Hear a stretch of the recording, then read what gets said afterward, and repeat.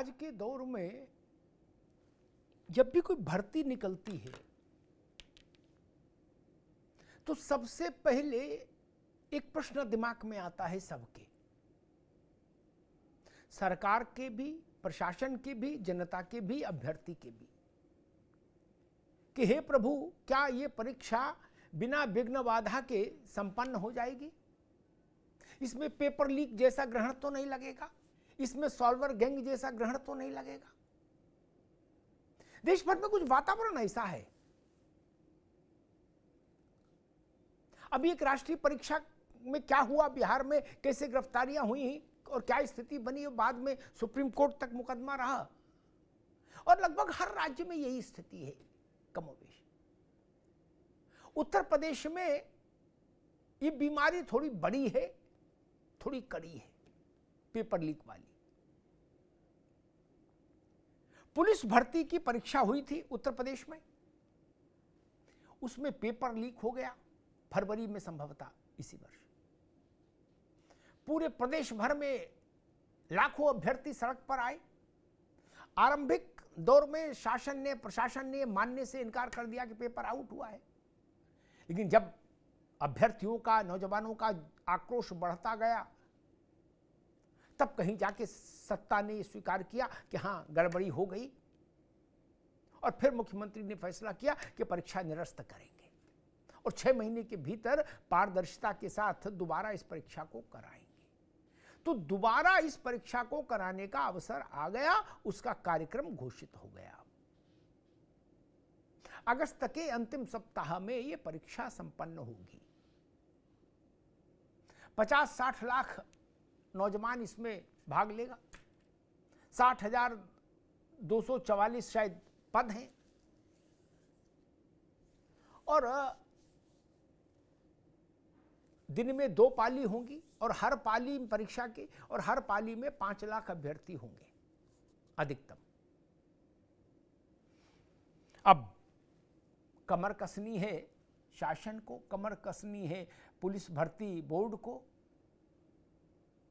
क्योंकि उत्तर प्रदेश में यूं तो 69,000 शिक्षक भर्ती के बाद ये मेरे ख्याल से दूसरी बड़ी भर्ती है जो मुद्दतों से आई है, तमाम मन्नतों के बाद आई है। और एक बार इसमें पेपर लीक हो गया, लाखों अभ्यर्थी निराशा के भंवर में डूब चुके हैं।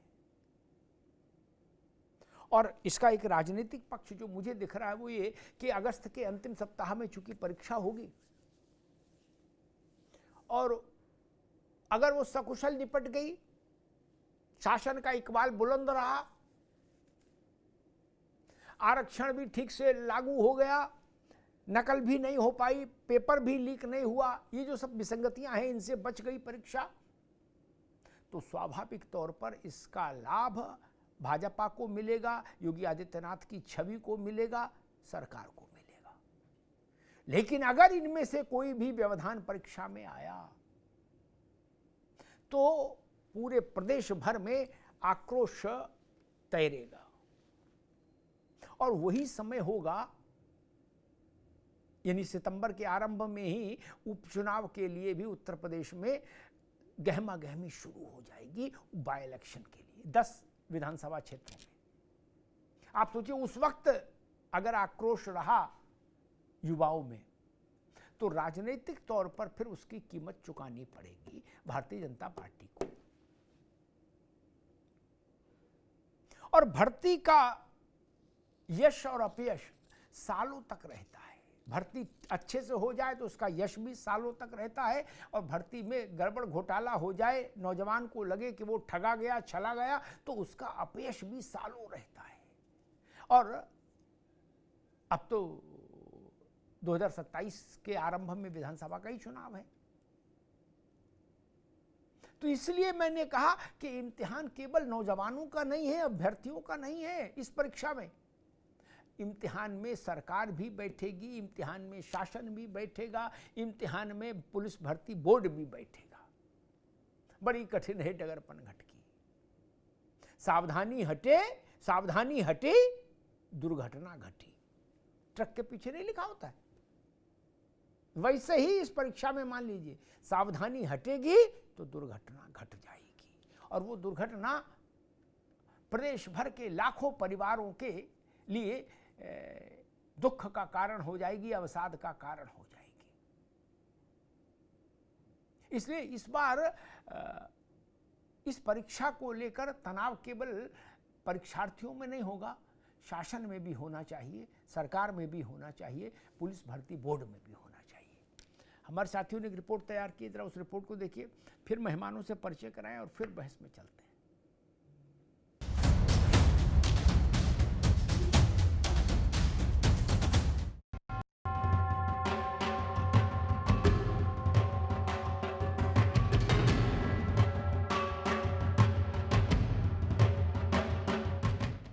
देश भर में पेपर लीक पर मचे घमासान के बीच उत्तर प्रदेश की योगी सरकार ने सिपाही भर्ती परीक्षा को फिर से कराने की तारीखों का ऐलान किया है। 60,244 कांस्टेबल पदों के लिए 5 चरणों में होने वाली इस भर्ती की परीक्षाएं 23, 24, 25, 30 और 31 अगस्त को होंगी। इसमें करीब 48 लाख अभ्यर्थी शामिल होंगे।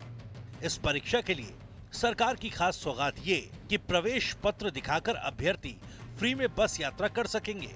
वहीं अभ्यर्थियों की यही अपील है कि सरकार पेपर लीक ना हो। इस बार सरकार द्वारा सिपाही भर्ती परीक्षा की तिथियां पुनः घोषित की गई हैं। इस क्रम में सरकार एवं पुलिस भर्ती बोर्ड से यह निवेदन है कि निर्धारित तिथियों में परीक्षा को निष्पक्ष एवं पारदर्शी तरीके से पूर्ण कराएं, जिससे वास्तविक छात्र को इसका लाभ मिल सके। दरअसल पिछले साल नवंबर-दिसंबर महीने में योगी सरकार ने इस पुलिस भर्ती का ऐलान किया था। वहीं तमाम प्रयासों के बाद भी 17-18 फरवरी को हुई परीक्षा का पेपर लीक होने के बाद इसे स्थगित कर दिया गया था। वहीं अब फिर से इसका शेड्यूल जारी होने के बाद चर्चाओं का बाजार गर्मा गया है, क्योंकि यूपी सरकार के उस नए कानून के दायरे में ये पहली परीक्षा है जिसमें आजीवन कारावास की सजा और 1 करोड़ रुपए तक का जुर्माना है।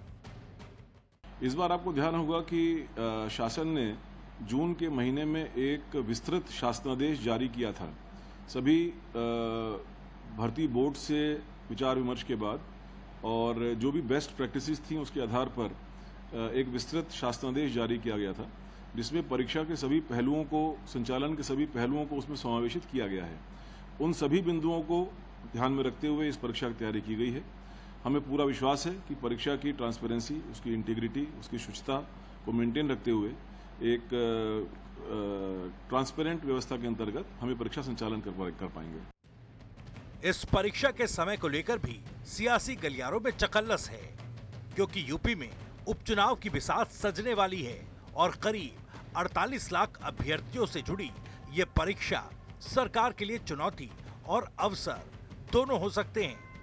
यानी बिना पेपर लीक के परीक्षा हुई तो सरकार की जय जयकार, और अगर कोई भी गड़बड़ी हुई तो सरकार के लिए सब गड़बड़ हो जाएगा, क्योंकि इसका संदेश बहुत दूर तक जाएगा।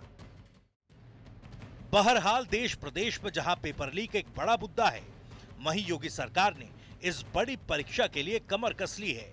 उपचुनाव के घमासान से पहले सजे इस मैदान में केवल सिपाही परीक्षा के अभ्यर्थियों की ही परीक्षा नहीं है, बल्कि सरकार की भी अग्नि परीक्षा है। ऐसे में सवाल यही है कि क्या पेपर लीक की चुनौती में परीक्षा की कसौटी पार कर पाएगी सरकार?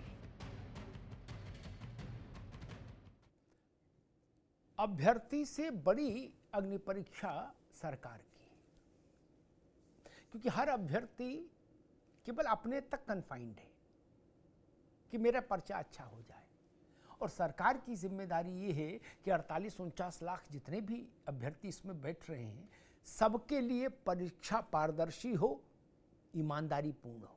इसलिए मैंने कहा सरकार की अग्नि परीक्षा बड़ी है। मेहमानों साहब का परिचय करा दें। ओपी सिंह साहब हैं, भारतीय जनता पार्टी के प्रवक्ता, ओपी सिंह साहब का स्वागत है।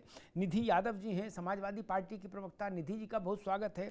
ए.के. जैन साहब हैं, उत्तर प्रदेश के पूर्व डीजीपी, जैन साहब का बहुत स्वागत है। शिवराज हैं हमारे साथ, अभ्यर्थी हैं पुलिस भर्ती में। शिवराज से मैं बात शुरू करूंगा, फिर जैन साहब के पास और फिर राजनीतिक लोगों के पास। शिवराज जी, पहले फरवरी में परीक्षा हुई, उसका पेपर आउट हो गया, आप लोग सड़कों पर उतरे, एक पूरे प्रदेश में एक आक्रोश की लहर दिखी और अंततः फिर शासन और सरकार ने माना कि हाँ पेपर आउट हुआ और परीक्षा निरस्त हुई। फिर उसके बाद अभी कुछ समय पहले पुलिस भर्ती बोर्ड ने इसका एक एसओपी जारी की कि अब परीक्षा कैसे होगी, उसमें क्या नियम कायदे होंगे, और आज परीक्षा की तिथि आ गई। अगस्त के अंतिम सप्ताह में ये परीक्षा संपन्न कराई जाएगी। उम्मीद की जाए कि ये परीक्षा शांतिपूर्ण हो जाएगी, पारदर्शिता के साथ हो जाएगी, बिना किसी ग्रहण के हो जाएगी। सर जो ये एग्जाम है जी सर, सबसे पहले तो ये एकाएक हम लोग को डेट मालूम हो गया। आज डेट अनाउंस किया गया सरकार के द्वारा आज। तो हम लोग को खुश हैं, चलिए डेट क्लियर हो गई कि अब एग्जाम होगा 23 को, 25 को, 24 को, 30 को, 31 अगस्त को। इससे हम विद्यार्थियों में बहुत खुशी की लहर है सर, क्योंकि हम लोग को एक उम्मीद मिला कि इस डेट को हम लोग का एग्जाम है। अब जो पढ़ाई किया जाए वो एक डायरेक्शन में कर सकते हैं। अभी तक तो फिलहाल ये था कि पढ़ते रहो, डेट नहीं क्लियर थी, मालूम नहीं था कब एग्जाम होगा। और ये सर जब ये एग्जाम, पुलिस का एग्जाम जो पहले हुआ था 17 फरवरी को और 18 फरवरी को, हम लोगों ने मन लगा के पढ़ाई किया था, एग्जाम भी दिया अच्छे से। जब घर पे आए लगा कि इस बार हो जाएगा, लेकिन फिर 1-2 दिन के बाद मालूम चला कि ये पेपर जो आउट हो गए थे। उसका भी हम लोग को थोड़ा दुख था। दुख इतना था कि सर हम लोग जब घर से आते हैं पढ़ाई करने के लिए गाँव से शहरों में, तो हम लोग को घर वाले जो पेरेंट्स होते हैं वो भेजते हैं कि भाई कितने दिन तक रहना, मतलब 6 महीने 1 साल तक। तो हम लोग गए पढ़ाई करने, तो वहाँ एग्जाम तो हो गया सर, लेकिन जब घर पहुंचे तो घर पे एक निराशा की लहर थी कि पेपर भी हुआ और पैसा भी गया और रद्द भी हो गया जी। ये सब हम लोग की समस्याएं थी। ठीक, उम्मीद करिए कि इस बार सब ठीक से संपन्न हो। जैन साहब, ऐसे हालात आ गए कि अब परीक्षा कराने वाली एजेंसी की परीक्षा होने लगी है। हर परीक्षा अभ्यर्थियों की तो है ही जो है, उससे बड़ा इम्तिहान तो उस बोर्ड, पुलिस भर्ती बोर्ड का है, सरकार का है, शासन का है। जो माहौल दिख रहा है देश भर में, और बड़े बड़े इम्तिहान जिस ढंग से कदाचार के शिकार हो गए। जैन साहब, देखिए, सबसे पहले तो मैं कहना चाहूंगा कि जब से पुलिस भर्ती बोर्ड का गठन हुआ है, पुलिस की, कांस्टेबल्स की, सब इंस्पेक्टर्स की भर्ती बिल्कुल ईमानदारी से और निष्पक्षता के साथ हो रही है। मैं भी जब डीजीपी था तो मुझे बस पेन ड्राइव भेजी गई थी कि रिजल्ट ये डिक्लेयर कर दीजिए। कोई मुझे जानकारी नहीं थी कौन कैंडिडेट सेलेक्ट हुए हैं, क्या हुआ है। प्रक्रिया बहुत साफ सुथरी है। बीच में इसको दूषित करते हैं कुछ क्रिमिनल एलिमेंट्स, उनके खिलाफ कार्रवाई पिछली बार जो पेपर आउट हुआ उसमें एसटीएफ को लगा के की गई है। सैकड़ों की संख्या में गिरफ्तारियां हुई हैं और उनके खिलाफ और भी कार्रवाइयां चल रही हैं। जो नया अध्यादेश लाया गया है, मुझे लगता है इसका भी बड़ा एक अच्छा प्रभाव पड़ेगा। और मुझे पूरा विश्वास है कि एसटीएफ, एटीएस, सारी एजेंसीज, पुलिस फोर्सेस पहले से ही सब सक्रिय कर दिए गए हैं कि कहीं पर भी जो सस्पेक्टेड नंबर्स हैं सर्विलांस पे रहें, जिनकी जो पकड़ धकड़ होनी है वो की जाए। मुख्यमंत्री जी ने बिल्कुल स्पष्ट निर्देश दिए हैं, शासन के निर्देश बिल्कुल स्पष्ट हैं। पूरी तैयारी इस बार है पुलिस की कि 5-5 लाख की एक पारी में जो है परीक्षा होगी। मुझे पूरा विश्वास है कि परीक्षा निर्विघ्न संपन्न होगी, इसकी शुचिता बनी रहेगी, इंटीग्रिटी बनी रहेगी और इस बार ये भर्ती सफल होगी।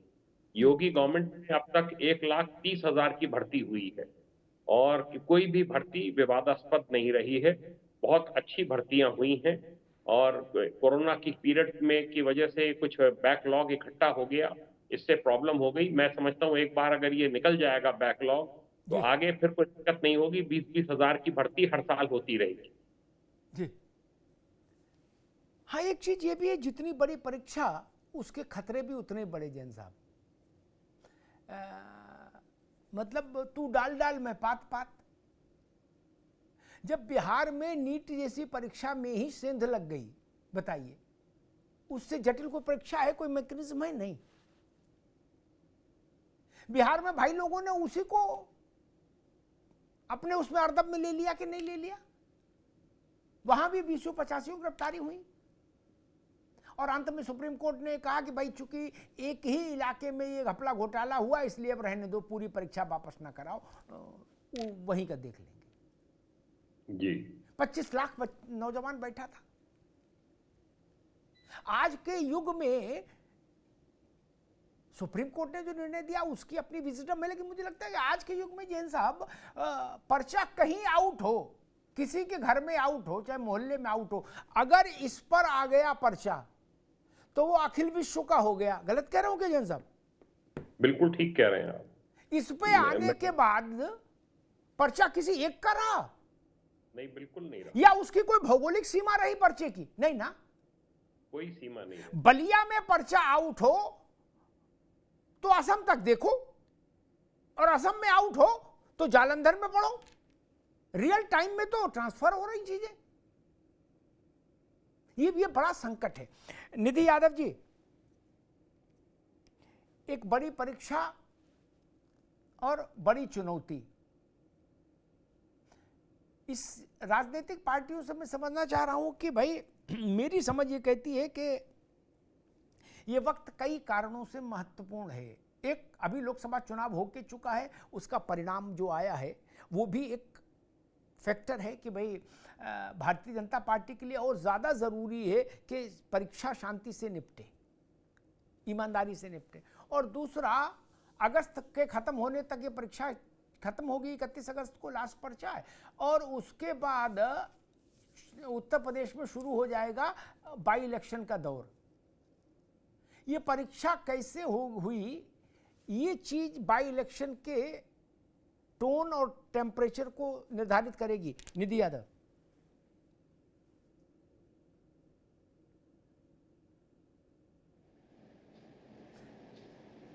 आप अनम्यूट कर लीजिए भाई अपने उसको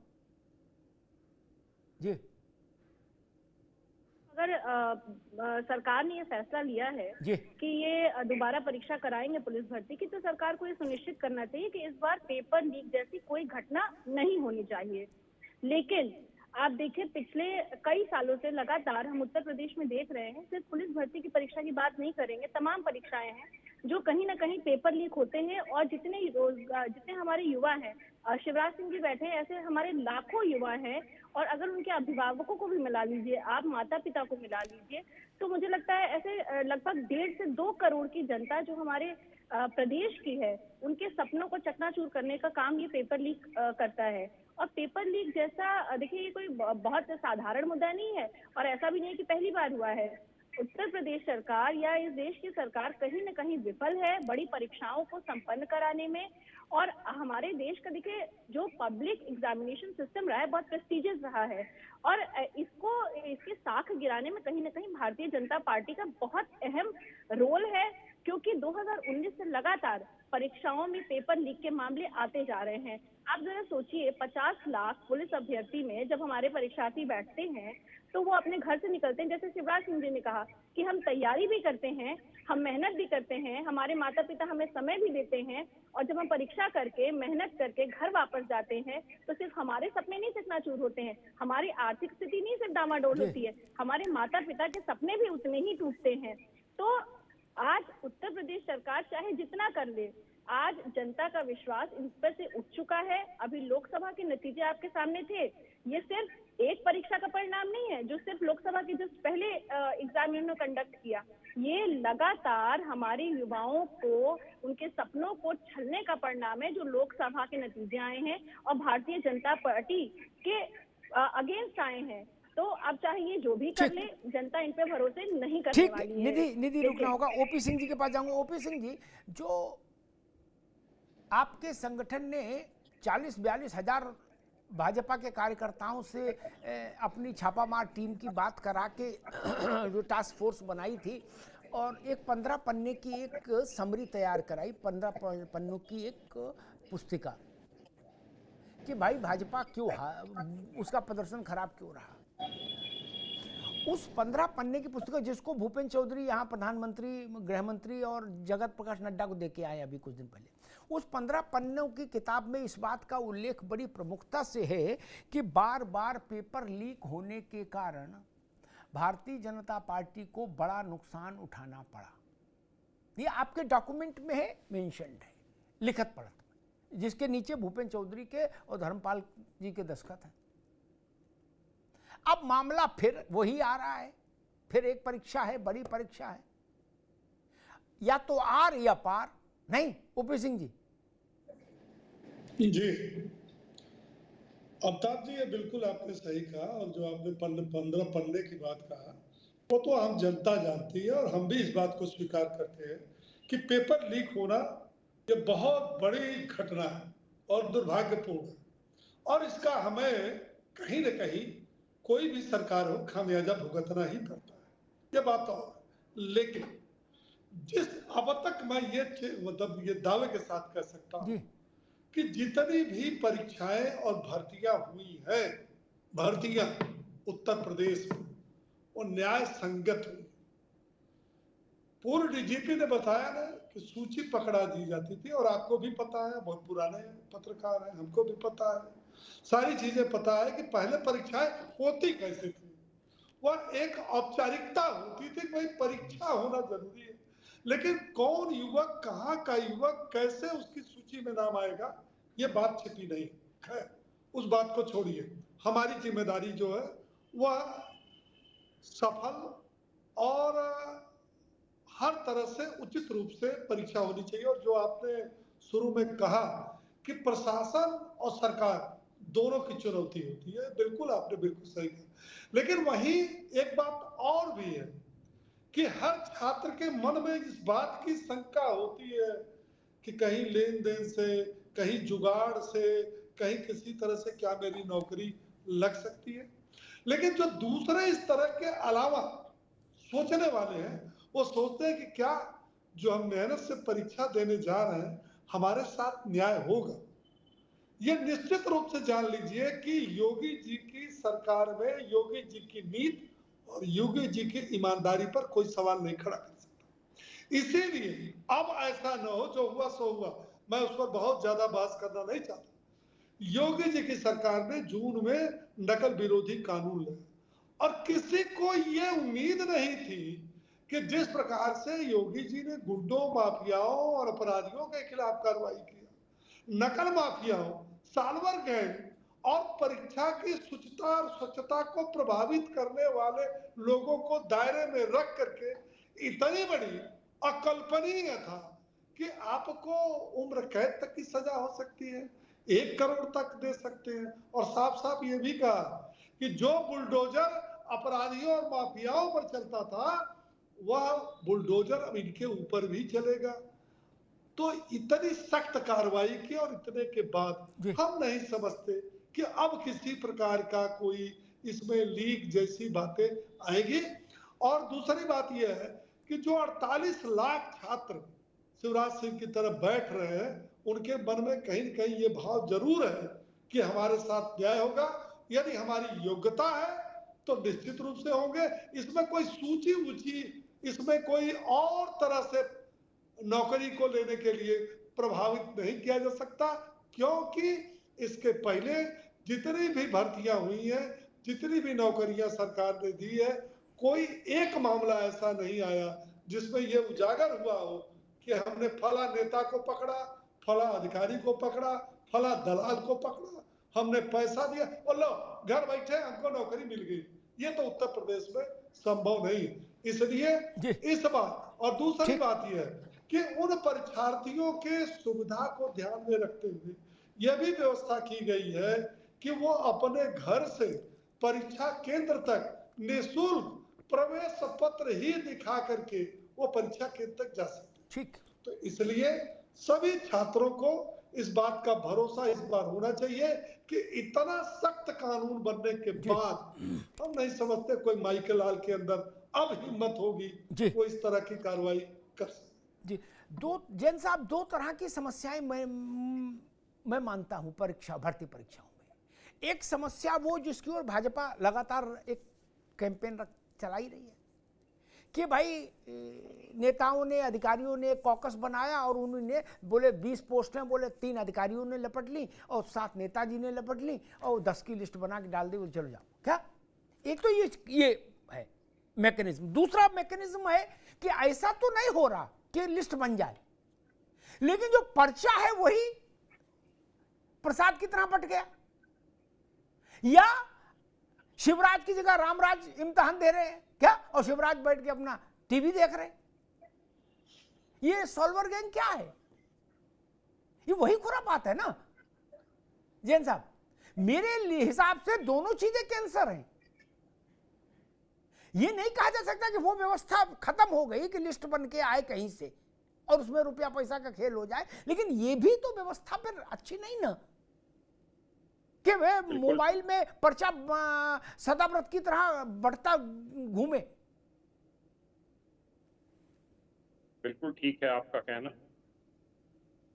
ईमानदारी से भर्ती परीक्षा का मतलब कतई ये नहीं होता कि उसमें इस प्रकार की बेईमानियां हो जाएं जैसी कि पिछली बार हमारी पुलिस की भर्ती में हो गई थी। तैयारियों में कोई कमी उस बार भी नहीं थी, पर जिस कंपनी को काम सौंपा गया और ट्रांसपोर्ट कंपनी से जिस प्रकार से पेपर लीक कराया गया, उससे एक बड़ा आघात उत्तर प्रदेश पुलिस को पहुंचा और बड़ी तैयारी इसके लिए की गई है और सब लगे हुए हैं, अधिकारी भी कुछ बदले गए हैं और मुझे पूरा विश्वास है कि सब मिलकर अच्छी एक ईमानदारी से परीक्षा संपन्न करा पाएंगे। अच्छे कैडेट्स हमको सिपाही के रूप में ईमानदार छवि वाले मिलेंगे, अच्छा कार्य करेंगे।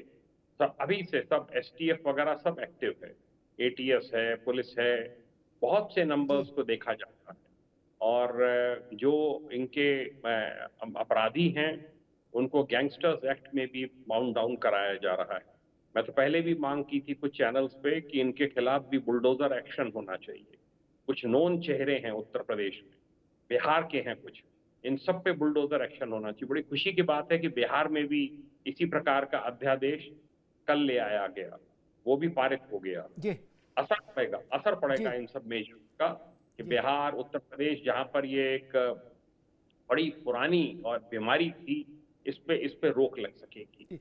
जैन साहब, इसमें आपने ठीक बात कही। मैंने नकल को लेकर और परीक्षा में कदाचार को लेकर जितने भी स्टेट के अलग अलग कानून हैं हर राज्य के, उनको देखा और केंद्र वाले उसको देखा जो अभी नोटिफाइड हुआ नीट के इसके बवाल के बाद। मैं ऐसा मानता हूं जो हजारों करोड़ का धंधा हो जैन साहब, क्या उसमें 1 करोड़ ऐसे ही है जैसे एक बीड़ी पी के आदमी ने फेंक दी। क्या ये नकल का धंधा, पर्चा का धंधा क्या 100, 200, 500 का है? नहीं ना, ये हजारों करोड़ का है जैन साहब।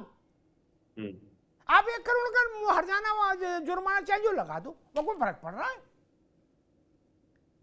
5-5 लाख में पर्चा जा रहा है, 10-10 लाख में रिसोर्ट बुक हो रहे हैं। नहीं तो अब वो तो चीजें बदल गई। इसलिए मुझे लगता है कि कानून बहुत सख्त है। जो लोग इसमें संलिप्त होते हैं उनके लिए 1 करोड़ की रकम कोई रकम ही नहीं है ना। ये बहुत बड़ा व्यवसाय हो गया, बहुत बड़ा संगठित गिरोह। मतलब ये 1 करोड़ वाला तो ऐसा है कि भाई किसी साइकिल चोर को पकड़ लिया, उस पर 1 करोड़ को जुर्माना लग गया, वो कहां से लाएगा 1 करोड़? तो वो आगे साइकिल नहीं चुराएगा।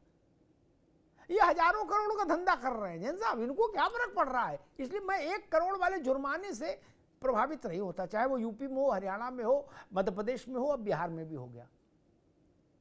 मैं तो एक बात जानता हूं, मैं शिवराज जी के पास आऊंगा जैन साहब, लेकिन मेरी एक बात पर हमेशा वो मेरा व्यू अलग रहा। हम जब तक बड़े सरकारी अधिकारियों को इसके लिए दंडित ऐसा नहीं, निलंबन कर दिया गया प्रतीक्षा सूची में, जब तक जेल नहीं भेजेंगे उनको डांसना, गेट पे उनका जींस और टी शर्ट उतरवा के जेल कपड़े, थाली और कंबल दे के अंदर नहीं भेजेंगे, तब तक मुझे नहीं लगता सुधार बहुत व्यापक हो सकता है। मैंने नीट का देखा ना, चंद्रचूड़ जी ने पूछा कि टोटल कितना पैसा आया था इसको इम्तिहान के लिए।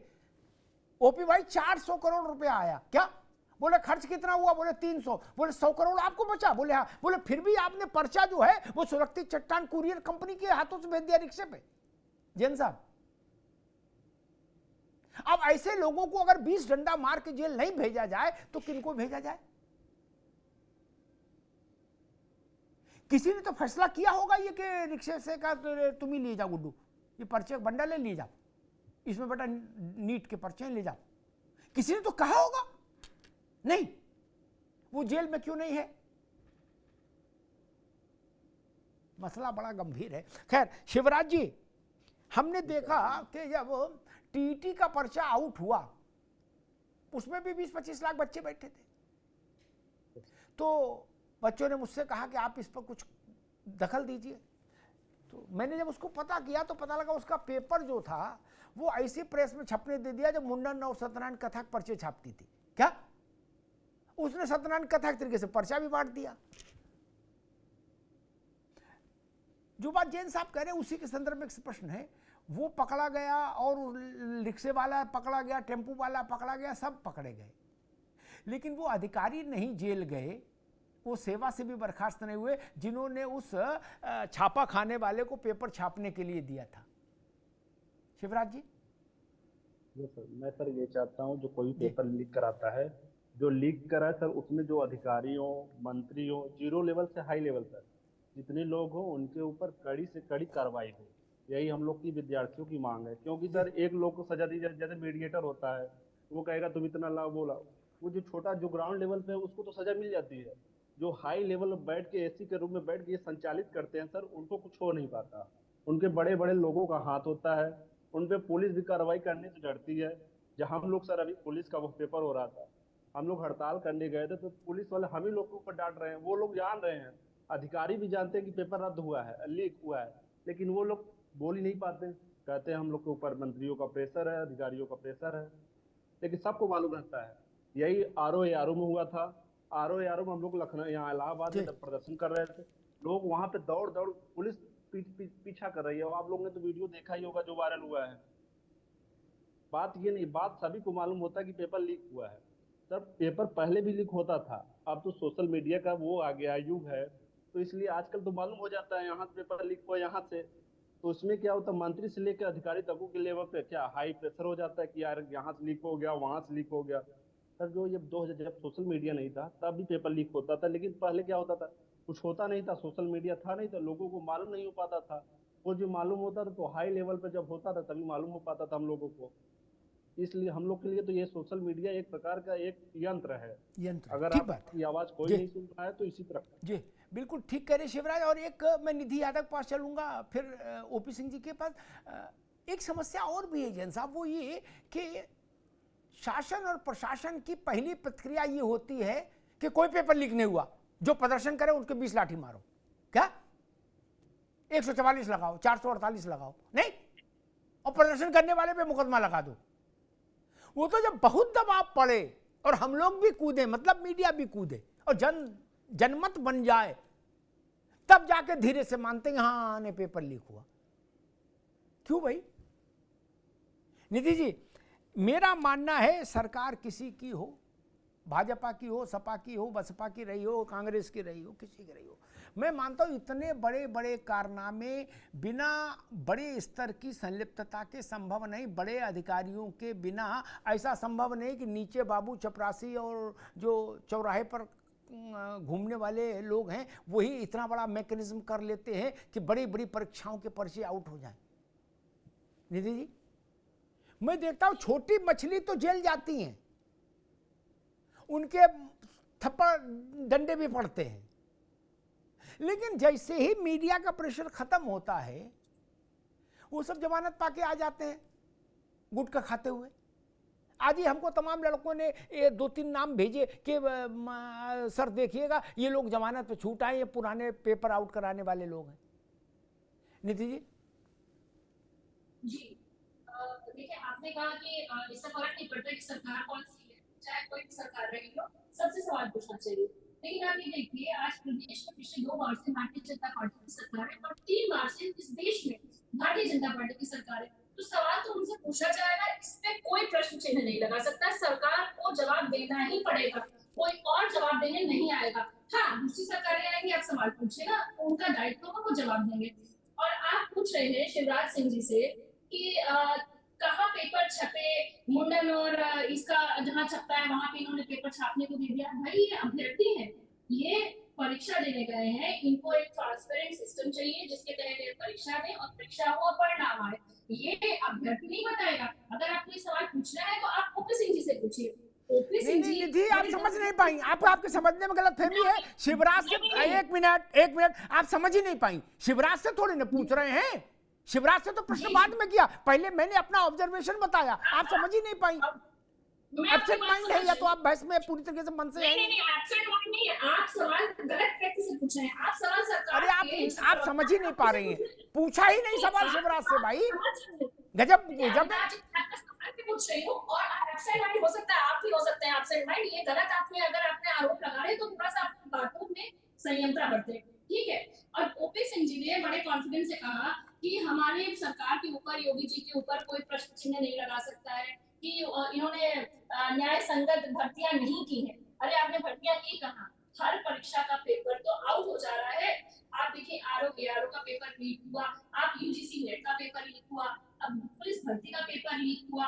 कहीं ना कहीं ये सरकार भले कटघरे में खड़ी है। आप ये भी कह रहे हैं कि परीक्षा सिर्फ अभ्यर्थियों की नहीं है, अभिभावकों की नहीं है, जनता की नहीं है, बल्कि आज कटघरे में, आज परीक्षा में ये सरकार बैठ रही है। लेकिन मैं आपको बता दूं कि इस सरकार के सिलेबस में कभी भी रोजगार देने का चैप्टर था ही नहीं। ये सरकार सिर्फ धार्मिक मुद्दे पे और नफरत फैला के सरकार में आना चाहती थी। लेकिन आज लोकसभा चुनाव के परिणाम के बाद जिस तरह से जनता ने नफरत की राजनीति को नकार दिया है, कहीं ना कहीं सरकार दबाव में एक बार फिर से उपचुनाव के वहां पे हम खड़े हुए हैं, चुनाव होने वाले हैं, तो कहीं ना कहीं सरकार को फिर से ये पुलिस भर्ती के परीक्षा फिर से कराने का एक स्वाद ठीक है निधि, ठीक है निधि, अब रुकना होगा, निधि यादव रुकना होगा।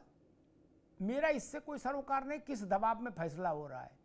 मेरी मांग सिर्फ इतनी रहती है कि कोई प्रदेश हो, कोई सरकार हो, नौजवानों के लिए रोजगार के अवसर निकलते रहे। वो किस दबाव में, ये सियासत वाले जाने, दबाव अच्छा लगे तो खुश रहें, दबाव बुरा लगे तो सिर्फ दीवार मारे, मेरे उसमें कोई रुचि नहीं। और दूसरी बात मैं बता दूं कि निधि ने कहा कि ये चूंकि लोकसभा का परिणाम आ गया इसलिए पुलिस भर्ती की परीक्षा निकाली गई, नहीं, ये तथ्यात्मक रूप से गलत जानकारी है।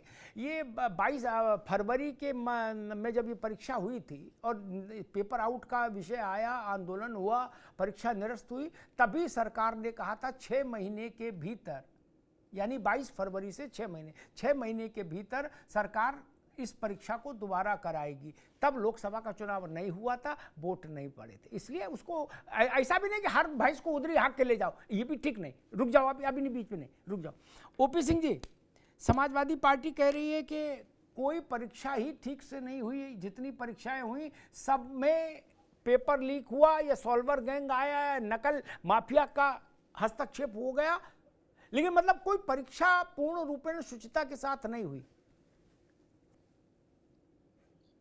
समाजवादी पार्टी का तो अवतार जी ये भी कर रहे हैं, चूंकि लोकसभा में हार गए इसलिए करा रहे हैं।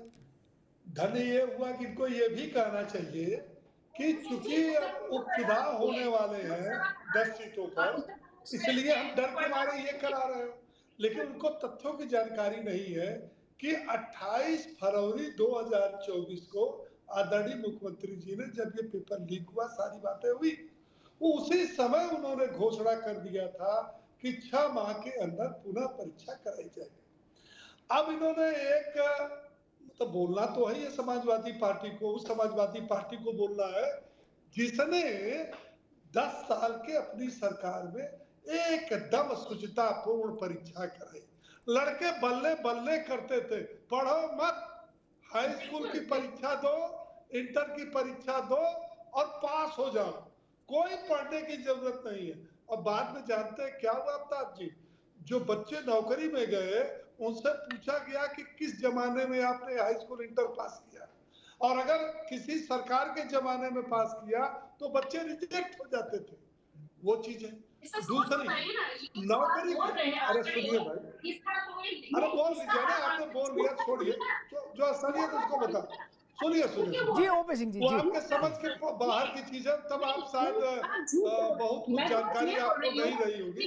और ये भी होता था आफ्ताब जी कि बाकायदे सूची आती थी स्वास्थ्य विभाग की, पुलिस विभाग की, अन्य विभागों की, और जो उस समय के 5 तथाकथित मुख्यमंत्री थे उनकी सूचियां आती थी और अधिकारी मजबूर था।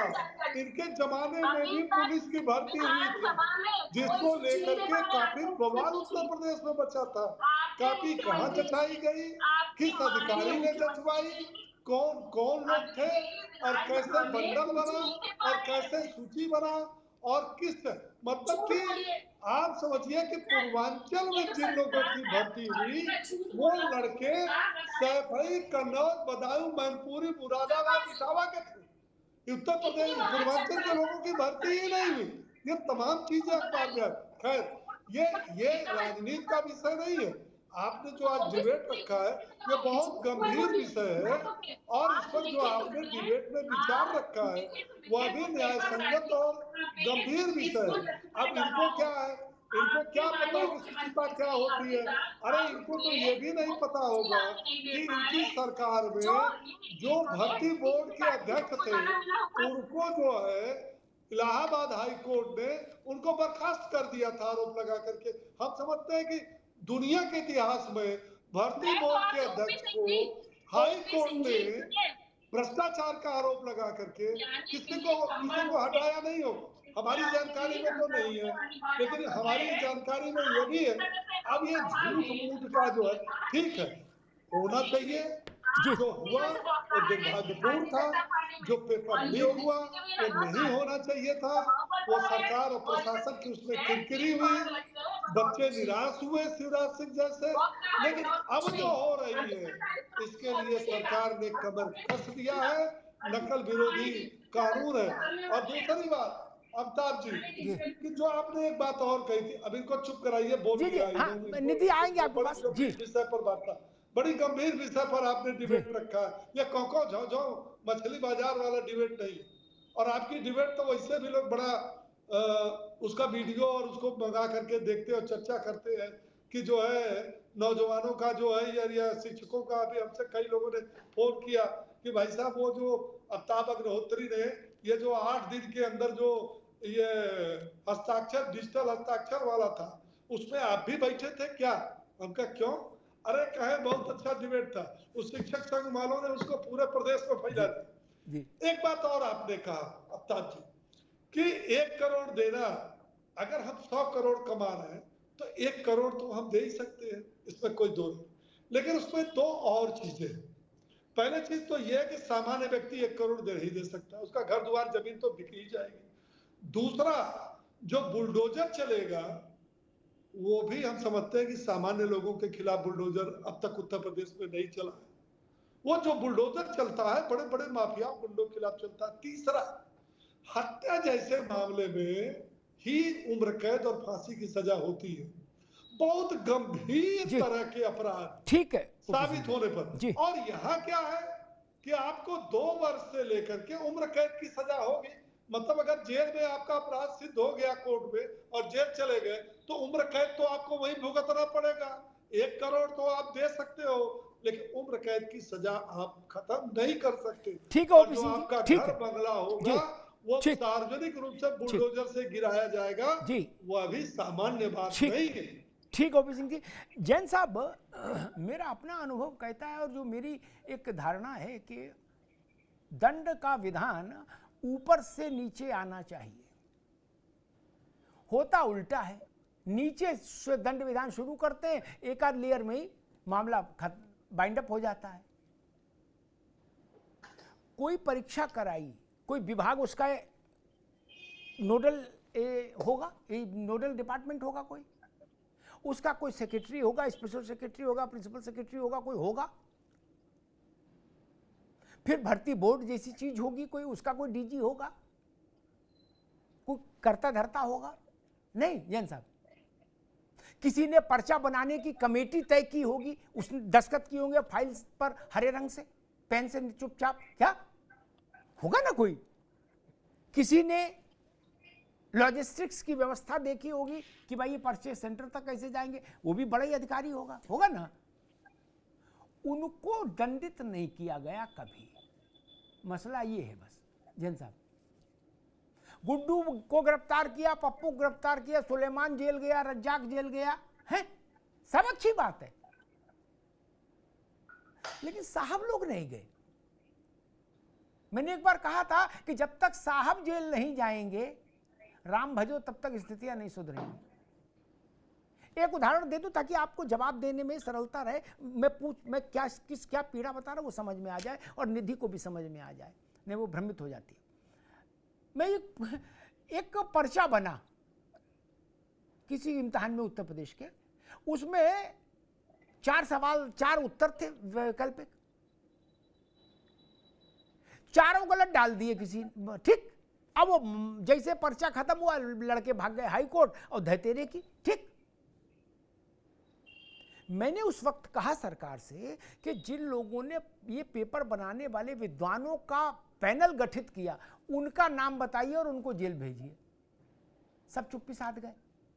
क्या बोले? जिनने पर्चा बनाया उनको ब्लैकलिस्ट कर दिया।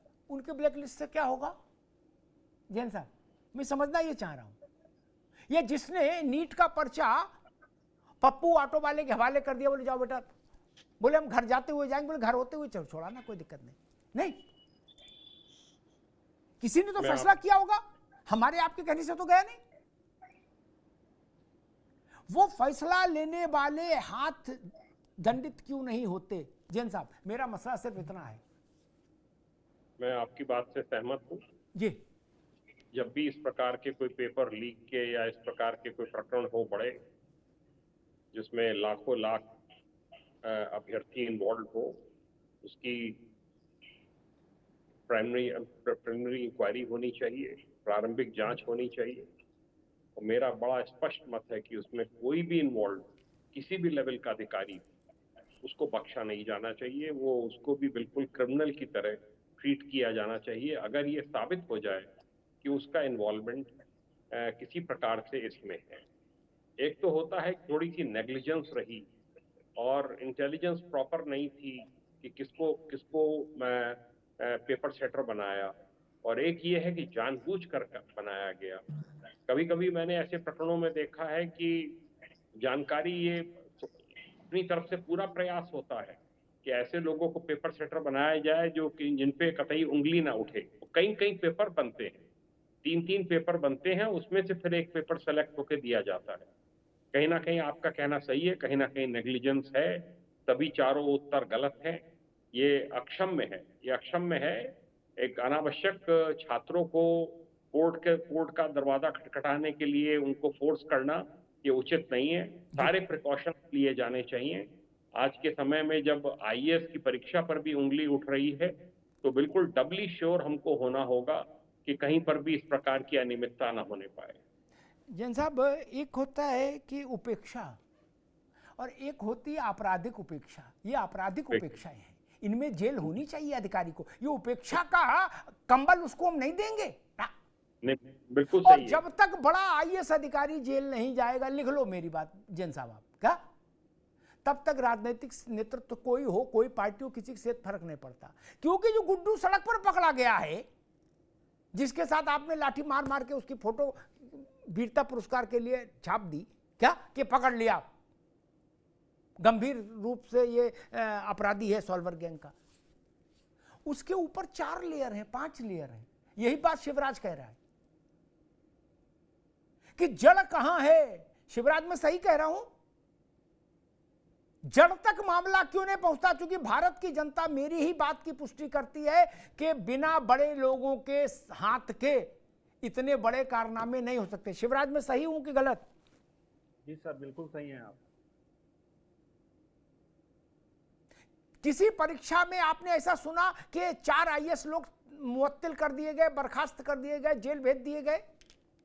अभी तक सेक्रेटरी, प्रिंसिपल सेक्रेटरी, इस टाइप के लोग अभी तक ऐसा सर सुनने में कभी नहीं आया। अगर आ जाएगा तो हम लोग के लिए बड़ी अच्छी बात होगी, सौभाग्य होगा सर। चलिए, कोई पढ़ा लिखा तो पकड़ा गया जो बच्चों का दुख नहीं समझता, वो केवल अपना सेवा कर रहा है, अपनी सेवा काल का फायदा ले रहा है।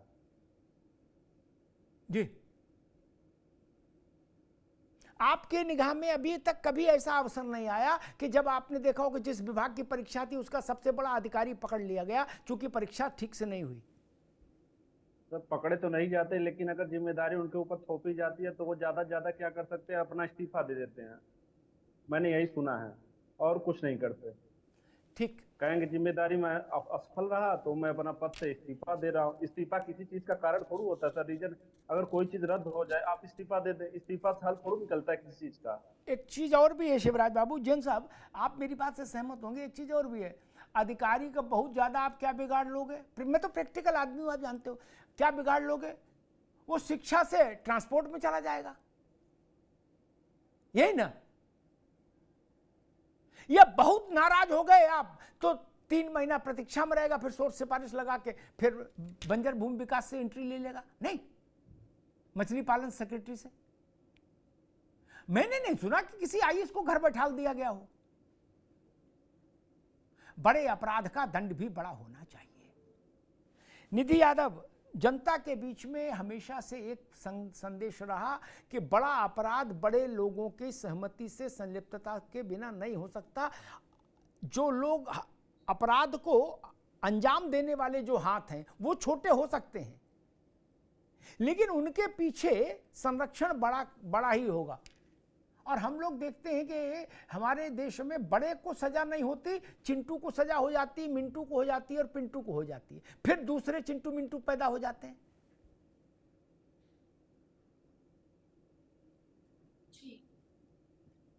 बिल्कुल आपकी बात एकदम सही है और मैं सहमत भी हूँ आपकी बात से यहाँ पर कि बड़े जो लोग संलिप्त रहते हैं उनके ऊपर कोई भी एक्शन नहीं लिया जाता है। आप इस बात से भी ये चीज देख सकते हैं कि पिछली जो पुलिस भर्ती परीक्षा हुई उसके पहले की जो भी परीक्षाएं कहीं ना कहीं उसमें संलिप्तता थी, तभी इतने बड़े पैमाने पे पेपर लीक हुए हैं, लेकिन वो अनदेखा किया गया है।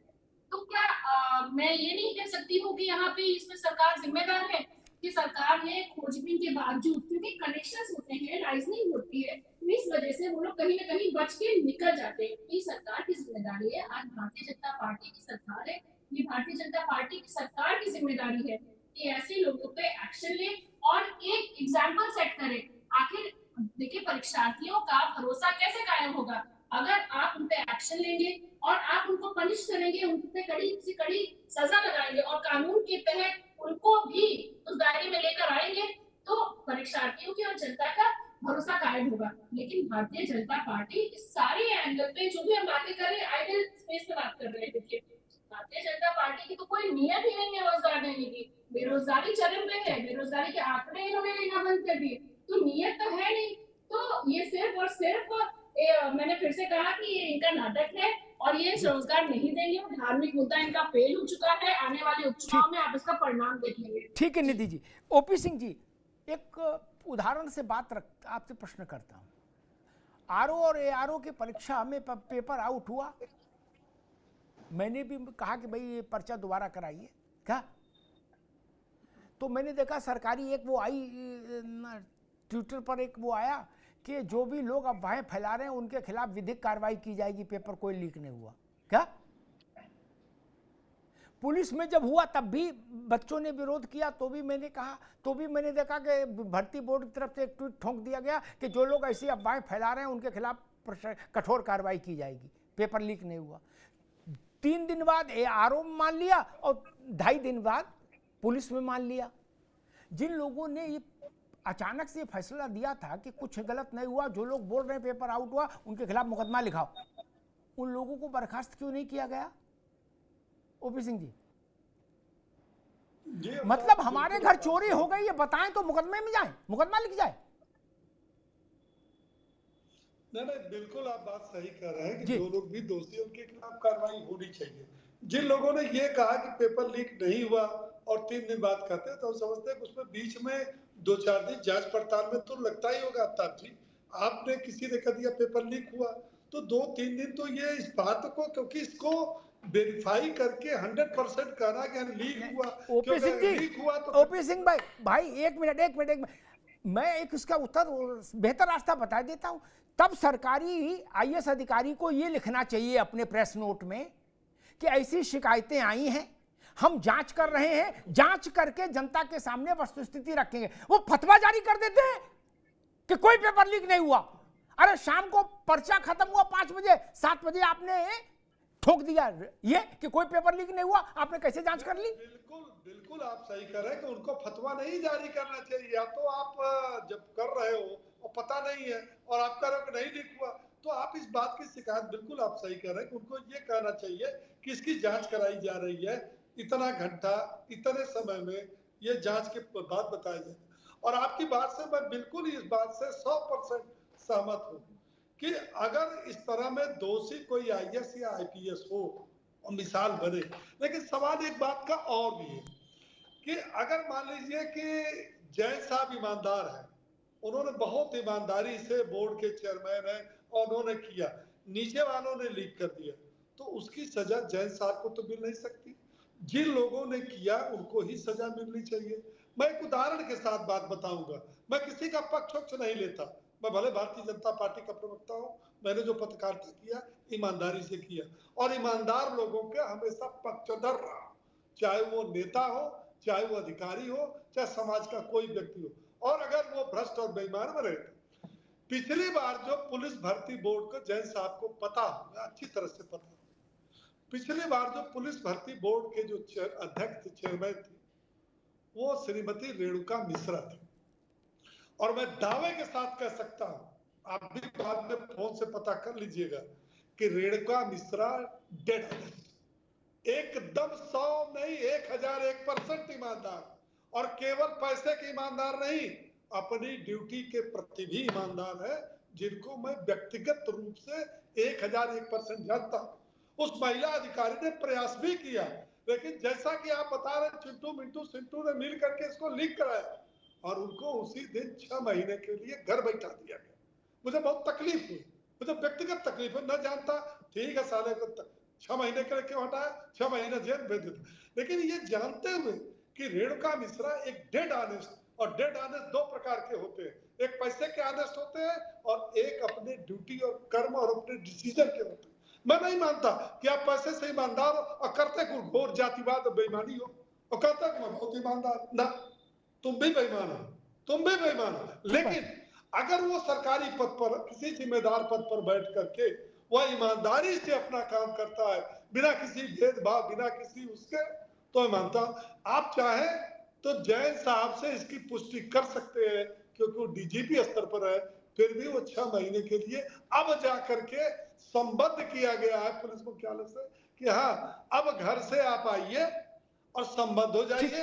अभी उनको कोई चार्ज नहीं मिला, ऐसा नहीं है। मुख्यमंत्री जी, देखिए मुख्यमंत्री जी का न तो कोई रिश्तेदार है न कोई वो है, अगर वो पा गए तो फिर छोड़ेंगे नहीं, और जब तक नहीं पाएंगे तब तक तुम बकुला भगत बनकर, ठीक है ओपी सिंह जी, रुकना होगा। ओपी सिंह जी ने एक व्यक्तिगत बात बताई, मैं उसमें नहीं पढ़ूंगा, किसी एक अधिकारी को लेकर टिप्पणी में नहीं करता। लेकिन जैन साहब, एक आखिरी प्रश्न ये है कि अचानक से जो लोग फतवा जारी कर देते हैं कि कहीं कोई पेपर लीक नहीं हुआ, पूरी पारदर्शिता, शुचिता और अंग्रेजी हिंदी के 10 कठिन शब्द एक साथ ठूस के और एक रिलीज मोहर मार के जारी कर देते हैं क्या, और फिर अगला आदेश ये कर देते हैं कि जो बोले पेपर आउट हुआ उसको गिरफ्तार कर लो, क्या मुकदमा लगाओ उसके ऊपर, और 3 दिन बाद वो थूक के चाट लेते हैं क्या। तो ये जो कार्यस्थानी करने वाले लोग, ये जेल नहीं जाने चाहिए, उनका नाम कोई हो, आईएएस हो, पीसीएस हो, इससे क्या फर्क पड़ता भाई, कानून के अंदर ही रहेगा ना आदमी। मतलब बच्चा बात उठाए तो भी मुकदमा झेले, फिर भी लाठी खाए। जैन साहब नहीं, जो भी प्रेस विज्ञप्ति जारी करते हैं उनका ये दायित्व है कि बहुत सोच समझ के सभी भी भाषा का इस्तेमाल करके और तब जारी करें ये, और जैसे ही संज्ञान में आ जाए तत्काल बता देना चाहिए कि ये परीक्षा, इसमें जो है वो कंप्रोमाइज हो गई थी, ये पेपर आउट हो गया था फला जगह, इसको 1 मिनट भी अपने पास नहीं रखना चाहिए। मैं भी जब डीजीपी था, मेरे मोबाइल पर सुबह 9 बजे प्रश्न पत्र आ गया जी। मैंने उन सज्जन से पूछा, मैंने कहा ये क्या भेजा है आपने, बहुत प्रोमिनेंट पत्रकार हैं जी थे, तो उन्होंने कहा कि साहब ये अभी 10 बजे जो परीक्षा होने वाली है यूपीपीएससी की, उसमें ये प्रश्न पत्र आना है। मैंने 2 सीनियर ऑफिसर्स को भेज के प्रश्न पत्र कलेक्ट कराया, पूरी उसकी कॉपी मंगाई, चेक कराया, हूबहू वही प्रश्न पत्र मेरे मोबाइल पर 9 बजे आ गया था। मैंने इमीडिएटली चीफ मिनिस्टर को, अखिलेश यादव जी मुख्यमंत्री थे, मैंने उन्हें बताया कि ये परीक्षा प्रश्न पत्र आउट हो गया है, इस परीक्षा को निरस्त कर दिया जाए। उसमें बड़ा विरोध किया उन्होंने, यूपीपीएससी के चेयरमैन ने, पर वो निरस्त हुई परीक्षा। मैं समझता हूं कि बिल्कुल ये दायित्व बनता है कि जो सिलेक्शन प्रोसेस हो उसमें किसी प्रकार की कोई छल कपट ना हुआ हो, और जो अधिकारी से डील करते हैं, बयान देते हैं, उनको भी बहुत सोच समझ के बयान देना चाहिए, जब तक कि कोई पूरी जांच ना हो जाए। जैसे अब ये कभी कभी ये होता है कि बहुत से आरोप लगते हैं। अब इसमें भी बहुत आरोप नीट में लग रहे थे कि इतनी जगह प्रश्न पत्र आउट हुए, ये हुए। सुप्रीम कोर्ट ने माना कि नहीं, ये कई जगह प्रश्न पत्र आउट नहीं हुए, पूरी परीक्षा कंप्रोमाइज नहीं हुई। पर जो इस टाइप के हैं, जो कि 9 बजे पता चला, जैसे आपने कहा कि मोबाइल पर आ गया, तो मोबाइल पर आ गया तो फिर तो खत्म हो गया, फिर तो कुछ बचा ही नहीं है उसमें।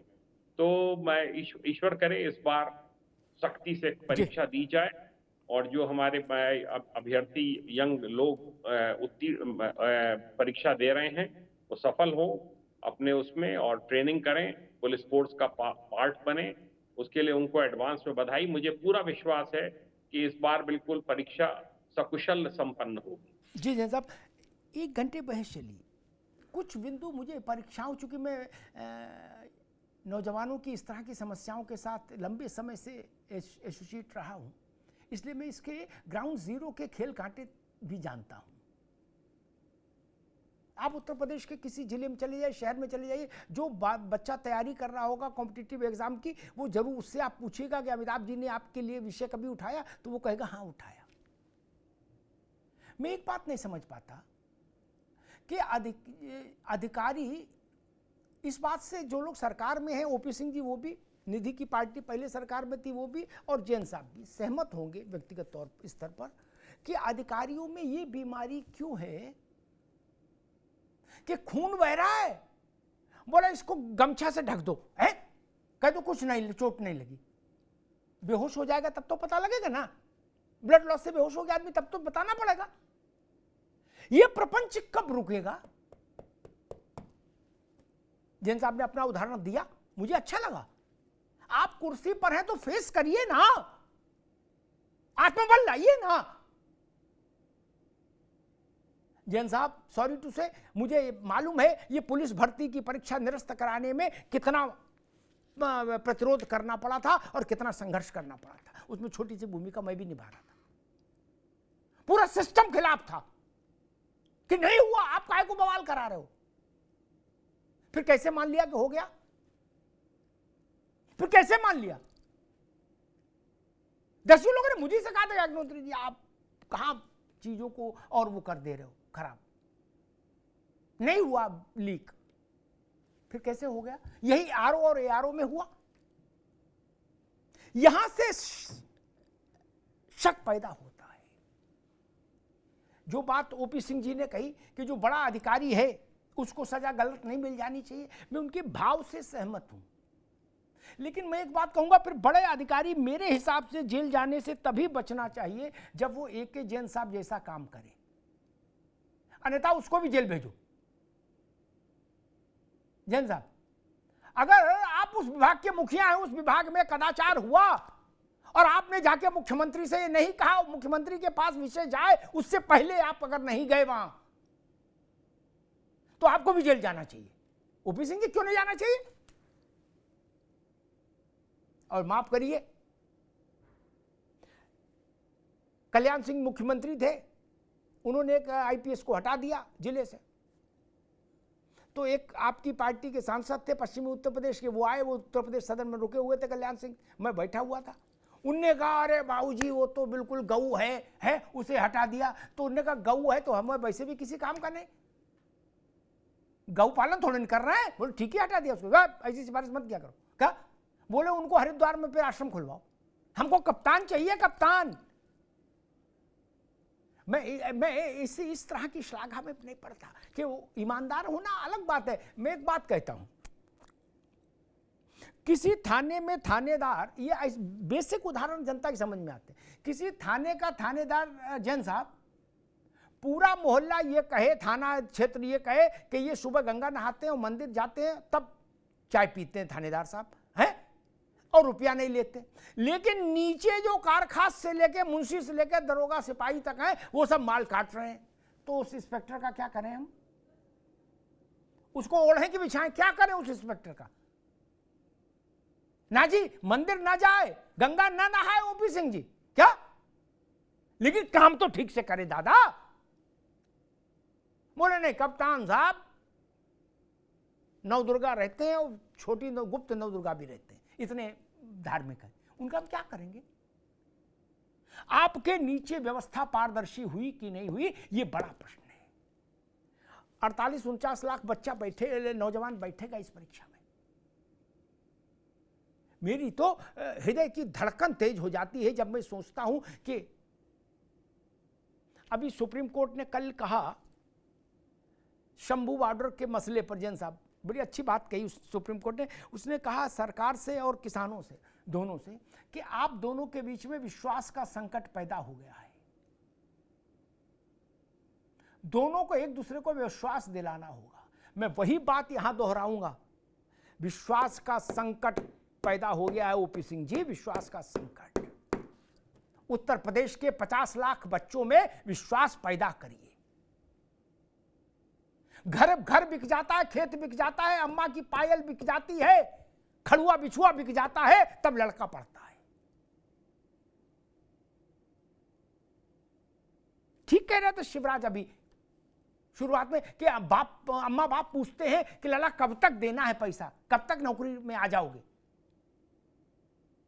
क्योंकि वो भी अपना पेट काट कर पैसा दे रहे हैं। अम्मा के मोतियाबिंद का ऑपरेशन होल्ड हो जाता है, बेटी का गौना रौना रोक दिया जाता है कि नहीं पहले इम्तिहान क्लियर हो जाए, और वहां कोई व्यभिचार हो जाए, वहां कोई कदाचार हो जाए, तो मुझे लगता है राष्ट्रद्रोह यही है जैन साहब, इससे बड़ा कोई राष्ट्रद्रोह नहीं हो सकता। 50 लाख लोगों के सपनों में आप तुषारापात कर दे, इससे बड़ा राष्ट्रद्रोह कोई हो सकता है क्या? आतंकवादियों से भी बड़ी घटना है मेरे लिए ये। 50 लाख परिवारों पर बम गिरता है, बम, मित्र बम केवल बारूद वाला नहीं होता, उनके घर खाना नहीं बनता उस दिन। मैंने उस पीड़ा को व्यक्तिगत तौर पर महसूस किया है लोगों से जुड़ के। उनके घर खाना नहीं बनता, जितना अभ्यर्थी रोता है उससे ज्यादा उसकी मां रोती है और बाप रोता है। ये संपन्नों का शगल नहीं है, ये विपन्नों की लड़ाई है मित्र, विपन्नों की लड़ाई है। जहां खेत गिरवी रख के लड़का इलाहाबाद में पढ़ाया जा रहा है, जैन साहब गलत कह रहा हूं? खेत गिरवी रख के लड़का इलाहाबाद में पढ़ रहा है, एक एक कमरे में 5-5 लड़के, और दाल और चावल एक ही बार कुकर में डाल के उबाल के खा रहे हैं। मैंने देखा है वो दृश्य। तो राम भरोसे की लखनऊ में मलाई की गिलोरी खाने वाले क्या जानेंगे उसका कष्ट? नहीं जान सकते ना। काजू बादाम और अंजीर का जूस पीने वाले लोग क्या जानेंगे कष्ट? और फिर तर्क, बोले भाई बड़े लोग का तो सीधा नहीं हो सकता, तो बोले फिर क्या हो? बोले चिंटू पिंटू पकड़ लो और इनको जेल में डाल दो। नहीं, चाणक्य ने कहा था ओपी सिंह जी, दंड इतना मुखर होना चाहिए कि राज्य की पूरी सीमा तक उसकी गूंज जाए। वो तभी हो सकता है जब बड़े को दंड मिले। छोटे को गिरफ्तारी हो गई, कोई खबर ही नहीं बनती, आदमी जानता है भाई ठीक है इनकी तो गिरफ्तारी हो ही गई। लेकिन जिस दिन आप ये कह देंगे कि 2 IAS अधिकारी बर्खास्त किए गए, जैसे अभी मैं देख रहा हूं योगी जी कुछ मूड में आए हैं, 4-6-10 अधिकारी नप गए। और जैन साहब आपने सुना होगा कल बलिया में क्या हुआ, वो भी मुझे बड़ी प्रसन्नता हुई। पुलिस भी जब हाथ पजामे से बाहर हो जाए तो उसकी भी गिरफ्तारी करो। गिरफ्तारी हुई ना। लेकिन मैं किस ढंग की वो विवेचना चाहता हूं, आखिरी बात कहूंगा। बताया गया कि 5 लाख रुपया एक रात में बस ट्रैक्टर से बस किससे मिलता था, छोटे ट्रक से 10 लाख, बड़े ट्रक से इस टाइप कुछ 5 करोड़ रुपया केवल उसी से बस मिलता था थाने में। जैन साहब, मेरा निवेदन सवाल ये है, ओपी सिंह जी आपसे भी कह रहा हूं, मेरा सवाल ये, अगर मैं होता फैसला लेने वाला जैन साहब ना, तो मैं ये पूछता, जिनने छापा मारा उनके धन्यवाद, अच्छा काम किए, लेकिन मैं पूछता यहां का कप्तान कौन है, वो क्या कर रहा था, नींद की गोली खा के सो रहा था? इतना बड़ा कार्यक्रम चल रहा था, 10 लाख रुपया रोज का वसूली का, कप्तान को पता नहीं था? और अगर मुझसे कोई ये कहे गंगा जल हाथ में लेके तुलसी का पत्ता रख के जैन साहब कि नहीं नहीं कप्तान को नहीं पता होगा, मैं नहीं मान सकता। ऐसा कैसे हो सकता है कि इतनी बड़ी वसूली चल रही हो सड़क पर खड़े होकर ओपी सिंह जी, और कप्तान को पता नहीं? क्या कप्तान को दोष को दंडित नहीं किया जाना चाहिए बलिया में? मुझे पता नहीं वो कप्तान किसकी सिफारिश से आया, वहां नहीं आया, मुझे पता ही नहीं, लेकिन कोई हो XYZ। मैंने फिर वही कहा, आप संत भी हैं, लेकिन आपके नाक के नीचे अगर कदाचार हो रहा है तो भी आप दंडित होने चाहिए, आपको सजा मिलनी चाहिए। बलिया के प्रसंग में मेरी बड़ी स्पष्ट राय, कप्तान को सबसे पहले निलंबित करिए और उसके खिलाफ इंक्वायरी बैठाइए। वो बिल्डिंग वाला चश्मा लगाए थे क्या, काला, जिसमें कुछ दिखता ही नहीं? ओपी सिंह जी गलत तो नहीं कह रहा, और ये बात मैं नहीं कह रहा, आपके DIG आजमगढ़ कह रहे हैं ना, ADG कह रहे हैं कि कितनी वसूली होती थी। क्या सिपाही और दरोगे की बात है, थानेदार तो दीवार फांद के भागी गया? इतने बड़े कांड में सिपाही और दरोगा और होमगार्ड को दंडित करके हम पटाक्षेप कर लेंगे जैन साहब, तब न्याय नहीं होगा, तब न्याय नहीं होगा। नहीं, बड़े भी जाने चाहिए, वो भी लोग जाने चाहिए जो वहां उस पॉइंट पर ड्यूटी लगाते थे, दरोगा की, इंस्पेक्टर की ड्यूटी लगाने में भी तो मिलता है। वो लोग कहां हैं? वो आएंगे तो भविष्य के लिए नजीर बनेगी। जो बात शिवराज ने आरंभ में कही थी कि नजीर बननी चाहिए, मैं फिर कहूंगा नजीर बननी चाहिए। और इस परीक्षा के लिए मैं उत्तर प्रदेश के नागरिक होने के नाते और विद्यार्थियों के अभिभावक के होने के नाते ये कहूंगा कि हम सब दुआ करेंगे कि ये परीक्षा शुचिता के साथ, पारदर्शिता के साथ, ईमानदारी के साथ पूरी हो, नौजवानों के सपनों को पंख मिले, उड़ान मिले, उत्तर प्रदेश को योग्य और सक्षम और परिणाम देने वाले 60,000 से अधिक पुलिसकर्मी मिले। इसमें कोई छेड़छाड़ नहीं हो, इसमें कोई सेंधमारी नहीं हो, क्योंकि इसमें सेंधमारी हुई, मेरी इसमें भी रुचि नहीं कि किसको नफा किसको नुकसान, सपा को फायदा के भाजपा को नुकसान, इसमें मेरी रुचि नहीं। मैं मानता हूं कि ननकू और रज्जाक का दिल टूट जाएगा अगर उनके बेटों की आंख में, बेटियों की आंख में इस बार फिर आंसू आया। ये ध्यान रखिएगा, यही कसौटी हो ओपी सिंह जी। धन्यवाद।